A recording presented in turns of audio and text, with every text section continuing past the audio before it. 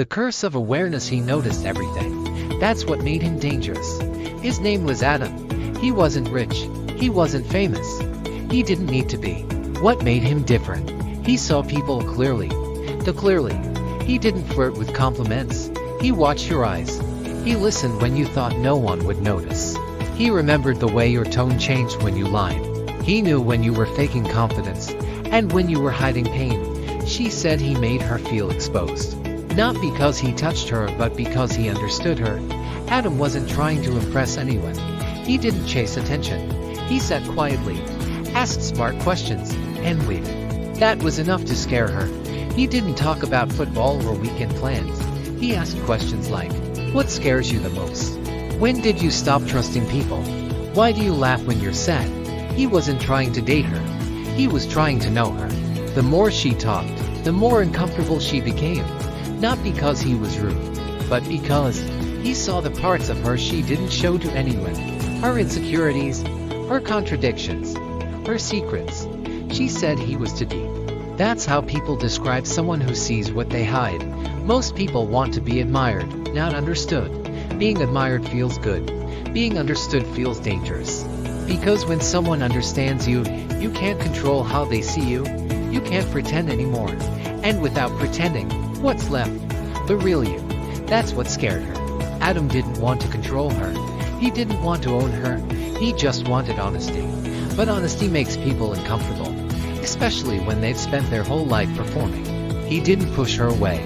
She walked away herself because he didn't fall for her act. Kierkegaard said, the most common despair is not being who you are. Adam was exactly who he was. That's why she left. Not because he wasn't good enough, but because he made her see herself. And that is what most people fear the most. He made her feel something she didn't have a name for, and that's why she ran. His name was Elias, quiet, not shy, not hot in an obvious way. But there was something about him that lingered. He didn't flirt with words, he flirted with silence. Didn't chase her, just held her gaze longer than most. He wasn't trying to impress. He was noticing.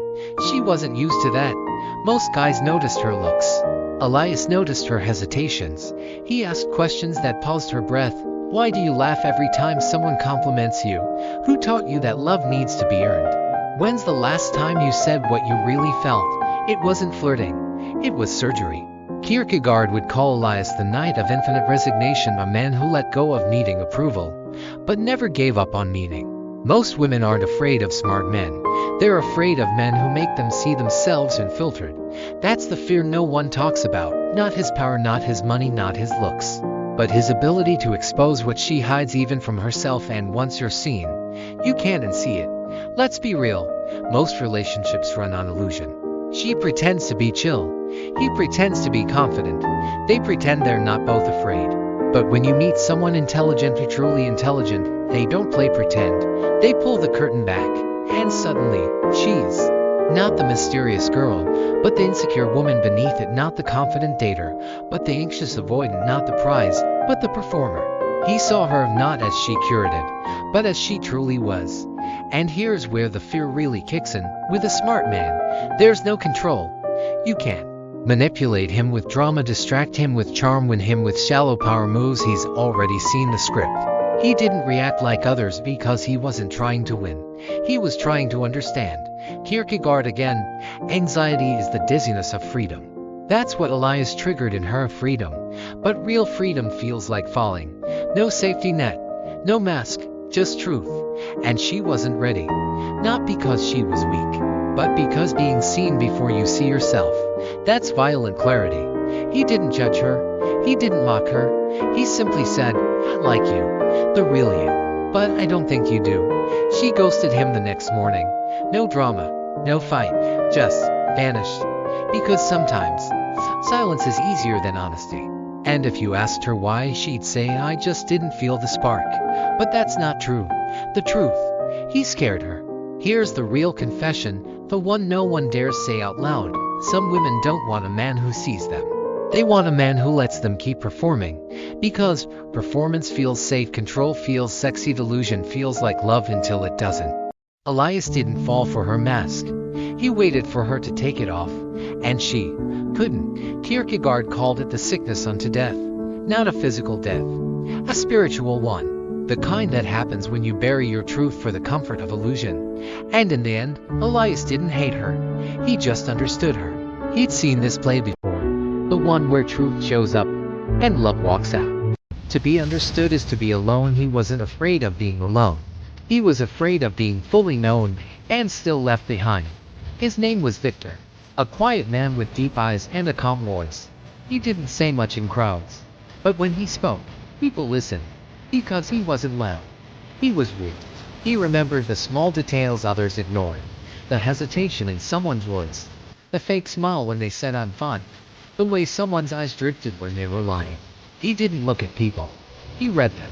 Most people said they wanted to be understood, but when Victor truly saw them, they backed away. Not because he hurt them, but because he saw too much. People are used to being admired, not studied. They want praise, not truth. But Victor couldn't lie. He couldn't pretend. He saw through the fake confidence, through the shallow flirting, through the masks. He didn't want to control anyone. He wanted connection, real connection. But here's the truth. The more he understood people, the more they pulled away. Because real understanding is scary. It shows people who they really are. And most people aren't ready to see that. Kierkegaard wrote, "To be understood too soon is a great misfortune." Victor lived that. He didn't scare people with words. He scared them with truth. He listened when others lied. He stayed calm when others acted out. He spoke with honesty even when it made people uncomfortable.